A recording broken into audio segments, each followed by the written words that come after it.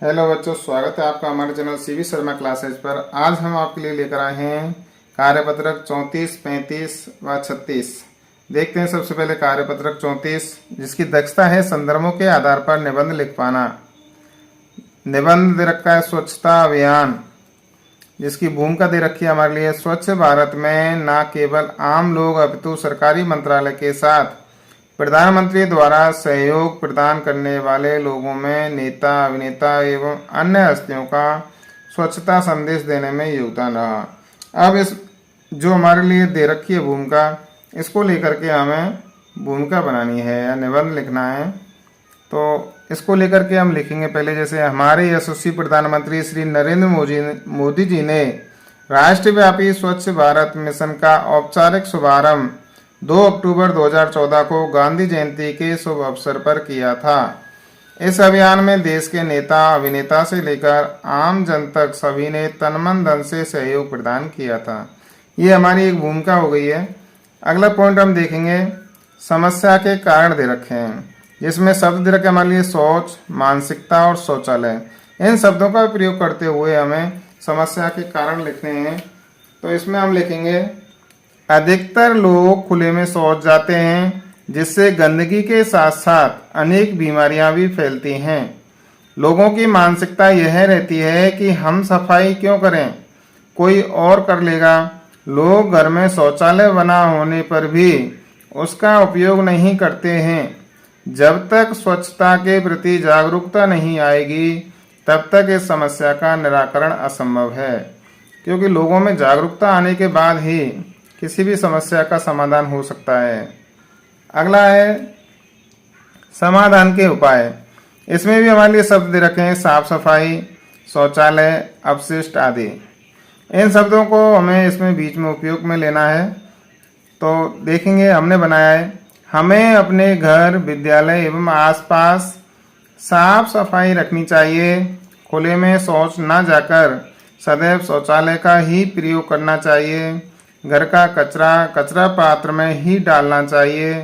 कारखानों के अपशिष्ट को खुले में न डालकर सही ढंग से निस्तारण करना चाहिए।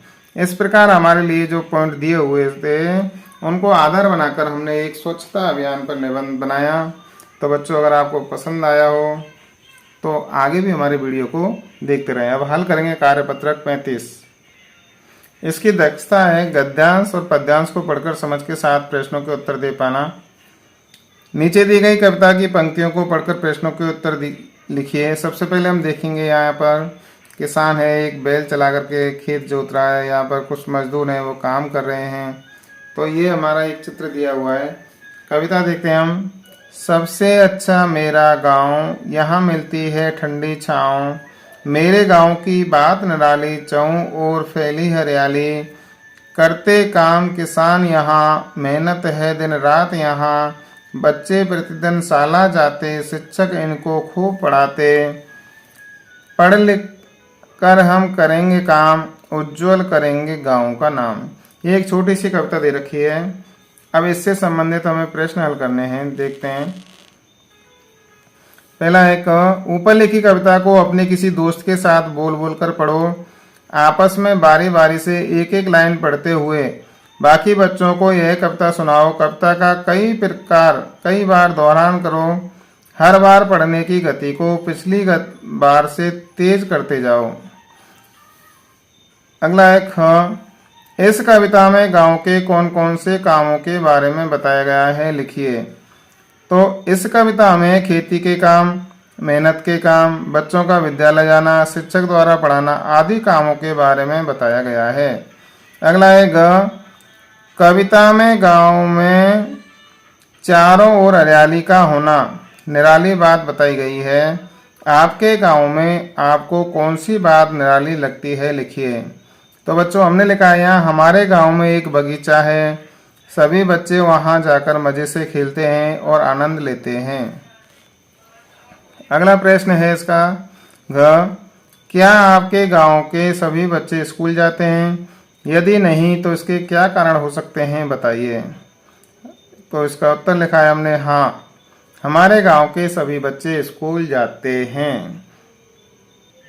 अब देखते हैं हम आगे कार्यपत्रक 36, जिसकी दक्षता है वाक्य निर्माण कर पाना। पहला प्रश्न है, दिए गए वाक्यों को सही क्रम में लिखिए। जैसे पहला, परिधि पढ़ती कविता है, तो इसका शुद्ध वाक्य लिखेंगे सही क्रम में, तो परिधि कविता पढ़ती है। ऐसे ही अगला है, ख, रानी जाति से बस बाड़मेर है, इसका सही क्रम बनेगा रानी बस से बाड़मेर जाती है। अगला है, ग, रेलगाड़ी सुहाना का सफर होता है, इसका सही क्रम होगा रेलगाड़ी का सफर सुहाना होता है।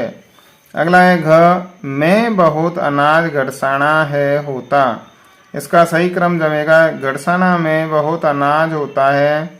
अगला है, ण, 80 जून को 29 जन्म दिवस है मनाती, इसका शुद्ध रूप होगा, सही क्रम होगा 80 29 जून को जन्म दिवस मनाती है। प्रश्न नंबर 2 देखते हैं। नीचे दिए वाक्यों में स्थिति समझकर उसके बाद होने वाली संभावित घटना में से उसको मिलान करना है। पहला है, जैसे पुष्पा स्वच्छता को अपनाती है, तो इसका मिलान होगा कि वह है स्वस्थ रहती है, वह स्वच्छता को अपनाती है इसलिए वह स्वस्थ रहती है। अगला है, ख, ताराचंद विद्यालय बहुत कम आता है, अगर वो विद्यालय बहुत कम आता है तो वह अनुत्तीर्ण हो जाएगा यानी फेल हो जाएगा। अगला है, ग, ममता अपनी बच्ची को घर पर भी पढ़ाती है, तो क्या होगा, वह पढ़ने में होशियार है। राजा प्रजा को बिना वजह दंडित करता है, इसका हो जाएगा जनता तख्ता पलट देगी या कर देगी। अगला है, चैत्र महीना चल रहा है, इसका होगा बैसाख महीना आने वाला है। अगला है, अनूप के पैर में चोट लग गई, इसका मिलान होगा अस्पताल जाना जरूरी है। प्रश्न नंबर 3 देखते हैं। दिए गए वाक्यों को पढ़कर क्रमबद्ध लिखिए।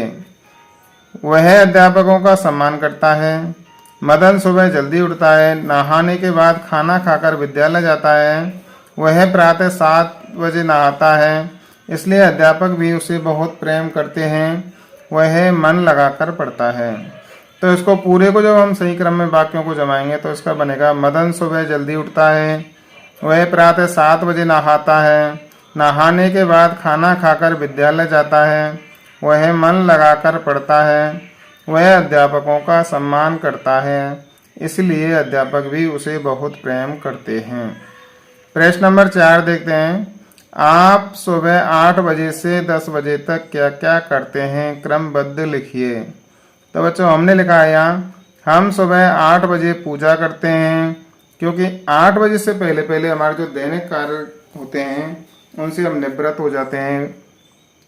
तो उसके बाद 8 बजने से हम क्या करते हैं, हम सुबह 8 बजे पूजा करते हैं, उसके बाद नाश्ता करते हैं, अपना बैग तैयार करते हैं, विद्यालय की पोशाक पहनकर विद्यालय जाते हैं। यहाँ पर बच्चों आप अपने हिसाब से भी उत्तर लिख सकते हो। तो अभी हमने हल किए कार्यपत्रक 34, 35 और 36। तो बच्चों आपको पसंद आए हो, वीडियो को लाइक करना एंड शेयर करना।